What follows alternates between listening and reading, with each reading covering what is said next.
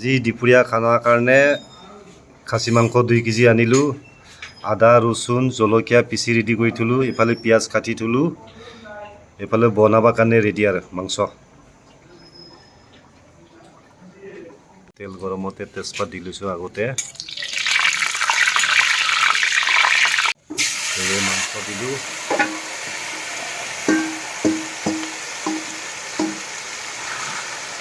এই মাংস দি আৰু হিলাই আছোঁ মই।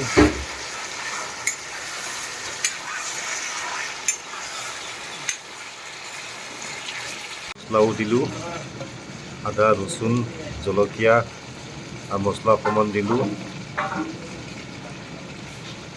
এই তৰকাৰী আলু দিলোঁ। মাংসটো পূৰা ড্ৰাই ফ্ৰাই কৰিছোঁ, ৰঙা কৰিছোঁ আৰু ইয়াত পানী দিলোঁ।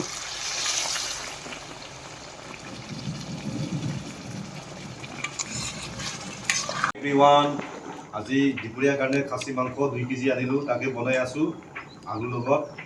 এই পূৰা উতলি আছে, আলুৰ লগত বনাইছোঁ খাচী মাংস। পূৰা উতলাইছে। আজি খানা কিন্তু ভাল হ'ব। বনোৱাটো ধুনীয়াকৈ বনাইছোঁ মছলা পাতি দি। একদম সাজিজ খানা হ'ব আজি খাচী মাংস। পূৰা উতলি আছে খাচী মাংস।